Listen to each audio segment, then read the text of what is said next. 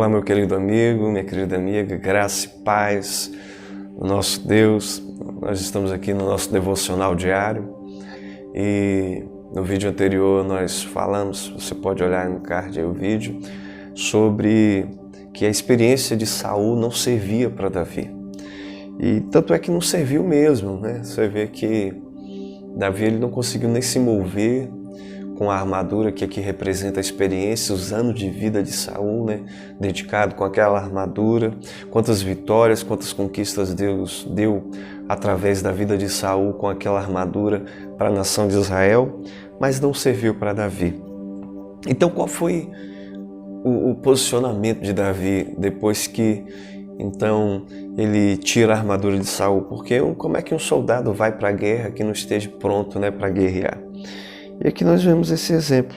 Então depois que Davi então tirou de sobre si a armadura, a experiência, e resolveu ir com aquilo que ele já tinha, com aquilo que ele vivia no dia a dia, com aquilo que ele experimentava. Olha bem, olha que impressionante esse texto.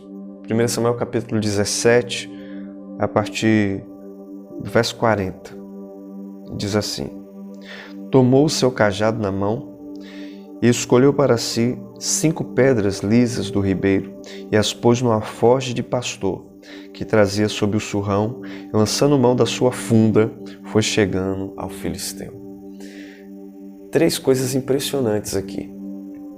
3 coisas que faziam parte exatamente da vida, do dia, da rotina de Davi. Primeiro, o cajado.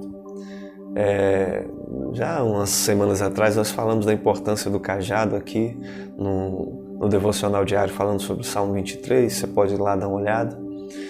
E o cajado, ele era fundamental para um pastor, porque era necessário que o pastor tivesse um cajado.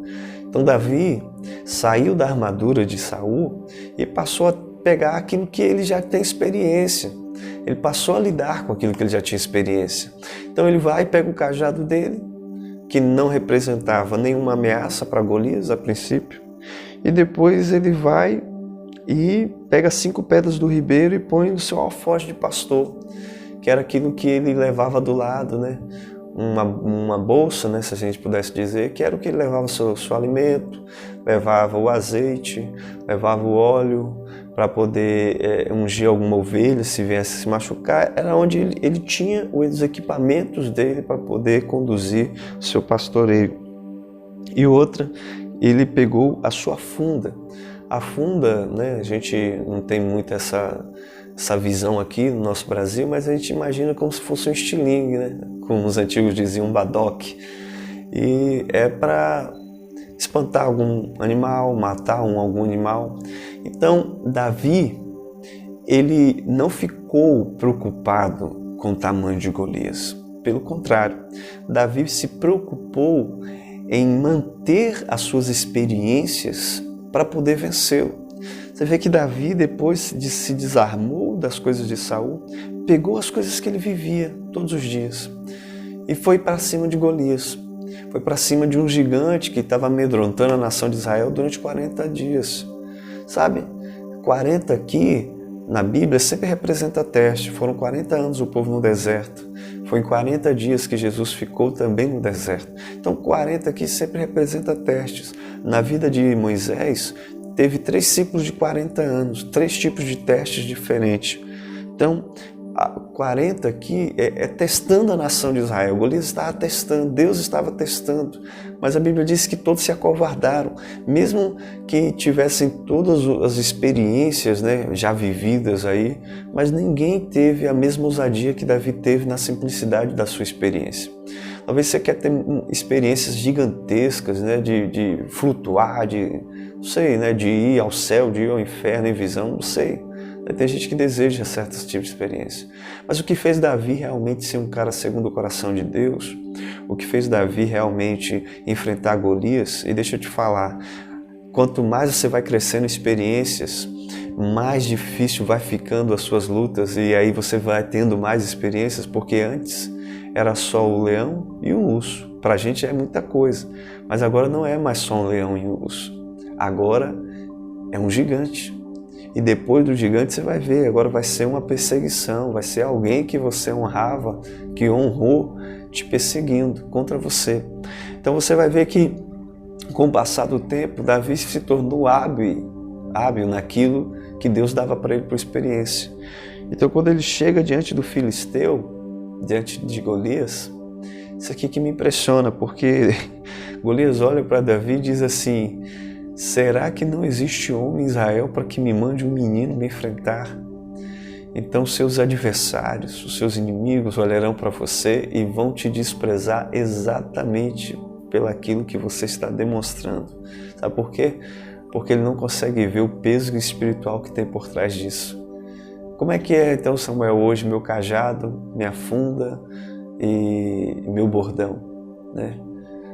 O cajado, a funda e o bordão hoje é sua oração diária, sua leitura da palavra, o seu falar em língua, se você fala, a sua intercessão pela vida das outras pessoas que nem sabem que você está orando por elas, né? Aquele momento que você poderia estar fazendo o que tivesse que fazer, mas o Espírito Santo constrange você a orar.